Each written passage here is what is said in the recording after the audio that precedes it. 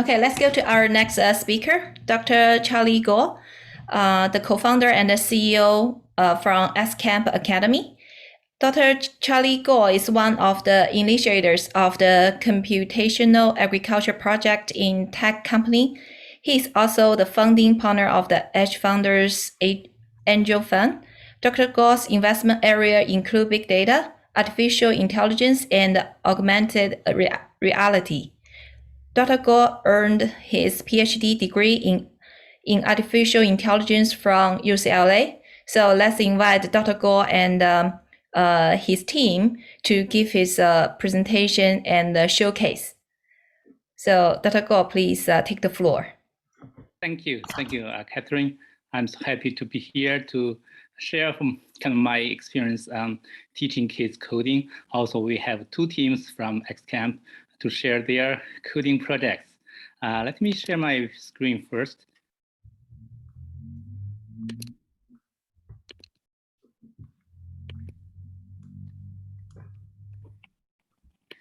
Yes, I prepare a short video to give you a quick introduction about Xcamp.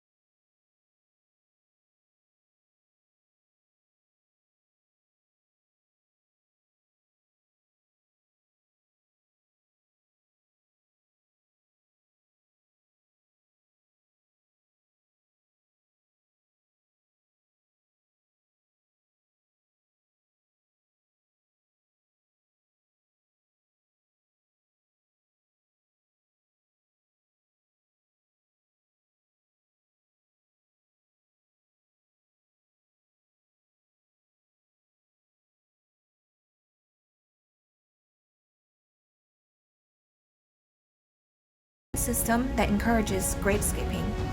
By participating in team-based competitions and facilitating frequent group study sessions, Xcamp also fosters an environment of collaboration to build each student's confidence in their ability to code.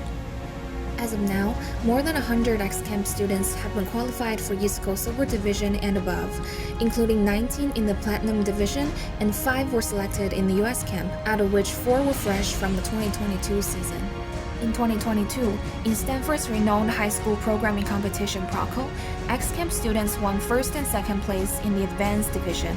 In other well-known Bay Area programming competitions such as Harker Programming Invitational and Teams Code, Xcamp students have completed the transition from participants to problem writers.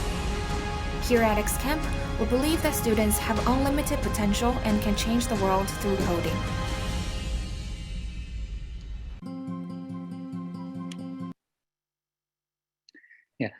In the past 5 years, we have grown from a very small class.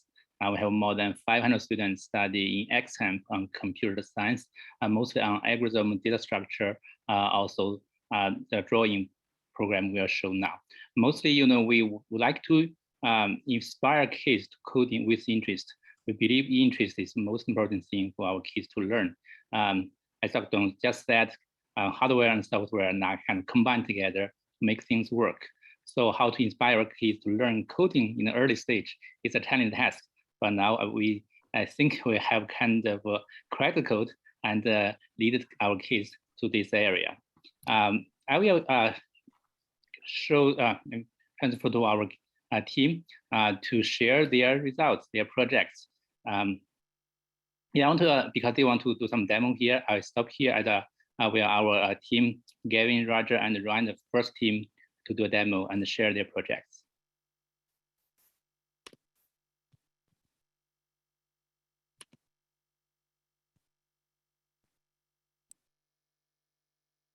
Xcamp Team 1, you may share your screen now. I'm sorry. Okay. Sorry about. Hello, welcome to Match the Keys, Catch the Fruit by Gavin Yu, Roger Jing, and Ryan Yu. Hello, my name is Roger Jing. I am 12 years old. I love basketball. I am a middle school at Sacagawea Middle School in Bozeman, Montana. It is near Yellowstone National Park. I am done with 7th grade and I will be in 8th grade starting next year. Hello, my name is Gavin Yu, and I live in Fort Lee, New Jersey. I am the main scripter for Catch the Fruit. Some of my hobbies are playing games and being with friends. I am in 4th grade. My name is Ryan Yu. I am in 6th grade and I am 11 years old. I take education in the Fort Lee Intermediate School. Some of my hobbies are playing the piano, drawing, video gaming, and maybe sometimes coding. My brother is Gavin, who is incredibly skilled at coding. I am sometimes very short-tempered, but I can be kind. Catch the Fruit is actually a pretty classical and basic game that we could find out the gaming platform. We thought, hey, let's try this out, even though it might take a long time. We decided to add many more features such as a score. An animation or a clicking game seemed a bit too boring for us, so the classic Catch the Fruit helped us come up with this idea.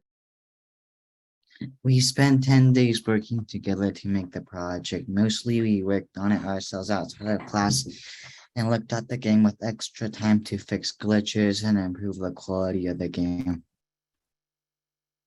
Since we had different time zones, it was hard to cooperate in a single meeting. So we decided to work separately and chat with each other on Replit. Here is the project.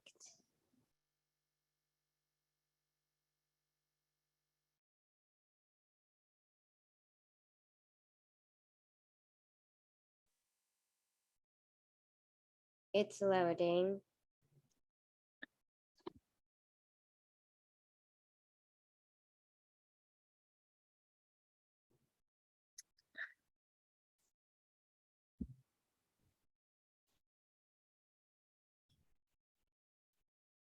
So you have 6 seconds to resize the screen. Use the left arrow, right arrow, A, D, L, or R. The goal is to get 72 fruits. So the main point of this game is that you have to catch the fruit before it reaches past the basket. You have to control the basket so that you can catch the fruit. And the more fruits you catch, the faster they start falling in, the more points they're worth added to your score.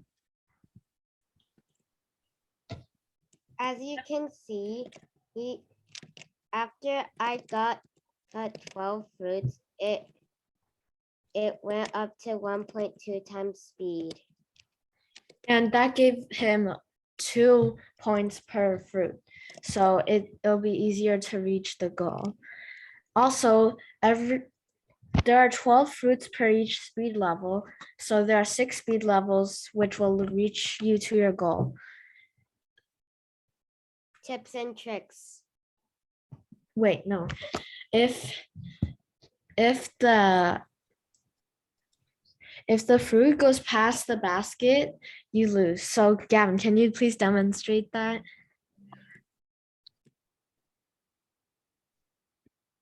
This is how you can lose. Apples and oranges. There is 1 in 10 chance it will drop an orange from the sky instead of an apple. This is just to make the game more diverse. And we use multiple turtles to make the game so the game doesn't flash. And it runs more smoothly. So the apples, as you can see, are the big red dots that appear from the top and they move down until they reach your basket. And if you can wait for Gavin to get an orange.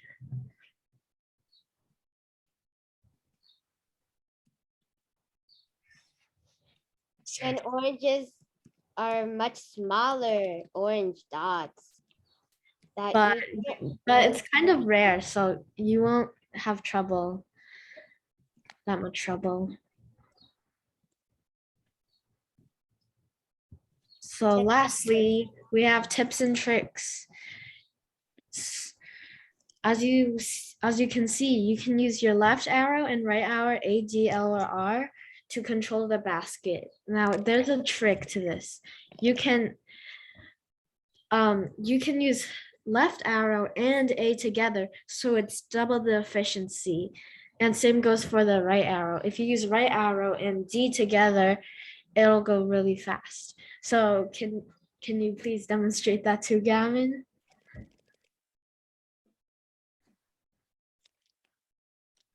Okay, this is our demo for Mash the Keys, Catch the Fruit. Also, one thing I want to add is that once your basket goes past the screen, it's going to teleport back to the middle, so it doesn't really have any, just it goes, doesn't, yeah. That's You need to also make sure your Wi-Fi is stable so that it doesn't go in consistently into the basket, or you might have trouble. And another thing is you always have to pay attention in this game. If you're eating your sour cream and onion Lay's chips while playing that, you can't really win this game. So you always have to pay attention and have fast reflexes. This is all for Mash the Keys, Catch the Fruit.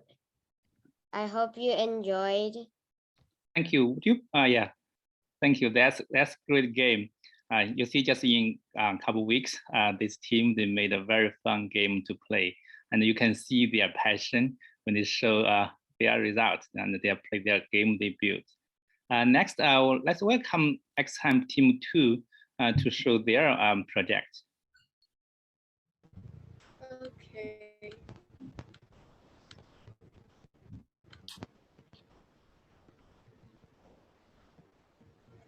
My name is David Wang, and I'm a 7th grader going to 8th grade at Tierra Linda Middle School in San Carlos. My hobbies are reading and playing tennis. I also enjoy playing video games, writing essays, and stuff. I used to play the piano, but now I play flute. Hi, my name is Carrie Dang, and I am in the 7th grade going into 8th grade in the upcoming school year. Coding has always interested me because of the many ways it is used in the world and how many games and devices it controls. One of my hobbies include playing the piano because it allows me to express myself through music. I also enjoy dance and drawing landscapes. Thank you for this opportunity, and I hope you enjoy our Hangman game. So right now, I don't think Kyle's here yet, but that's his bio right there. Yeah, I can read it for him. This is Kyle. He is in 7th grade and going into 8th grade, attending Redwood Middle School in Saratoga. In his free time, he plays piano, draws, or play ping pong with his family. Both his parents have experience as software engineers and have always encouraged his coding journey in many aspects. So how we collaborated with each other even though it was online. Because it was all online, it took much more effort to communicate and to reach each other due to internet and tech issues. Once we scheduled a meeting but got confused with the times and didn't meet. Our Zoom would only last 40 minutes at a time, so it would suddenly end sometimes. One time when we were recording our demo, our meeting ended and it was hard to reach each other. Even so, I believe this strengthened our sense of communication with each other when we were able to have the time to talk together. We established when the next meeting would be right away and other ways we could communicate in case the meeting abruptly ended again, and learn how to manage our time with each other efficiently and get everything done. How long we spent on this project. For our Hangman project, we spent around 2 to 3 hours a week working together throughout the school week. And when we had time during class, we would usually work together for an extra 2 hours on our project. This was the best time for us to get progress done, as when the teacher or TA would visit our breakout rooms, we could ask questions about our project. Every week we had 2 to 3 meetings that would usually last about 20 minutes to 1 hour, depending on how much time we had left and what we needed to get done. Close to the end of our project, we would spend our times together practicing for the final video. And then this is our game. So when you run this game, it's a classic hangman game. You get 7 tries in total. You get 7 tries in total, and there is a list about 400 words in our code. So every single time you play or press run, a new word will show up for you.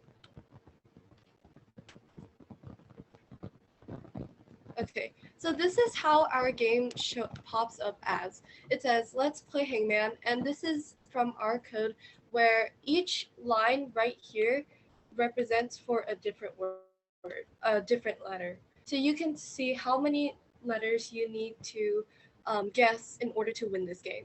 For example, if I enter a lowercase a, it'll show you whether the letter is in the word or not in the word. As you can see, a part of the hangman has been added. So if, for example, I enter a capital letter, it says if it is in the word or not. And as you can tell, it does not matter whether you enter a lowercase or an uppercase letter. However, let me show you guys this. If I enter the same letter twice, it shows you already guessed A. Not only does it tell you that you've already guessed this letter, but it lets you retake that turn. So the progress of your hangman has not been affected at all. If you enter a number, it shows that it is not a valid guess. Again, like how it is when you already guessed the same letter, you get to retry and retake your turn. So continuing, at the end of this game, I'm just entering letters to show you guys. It shows you guys you ran out of tries and the word was dinner. So in total, as you can tell, this hangman is completed and it gives you 7 tries, like I said earlier. Not only does it show you that you ran out of tries, but it shows you that what the word was, and you can, if you want to play again, you can just press the run button again and play again.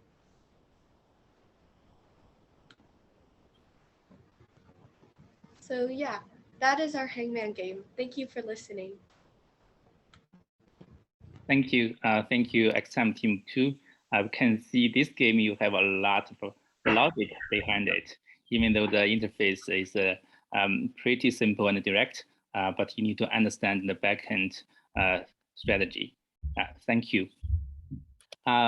We know that coding is very important for our kids now, so we will provide a free trial class for Casbah. So on July 23rd. So hopefully this trial class will inspire more students to learn coding. That's all. Thank you very much. Thank you, Charlie. And we'll put this information on our website. Thank you, Charlie.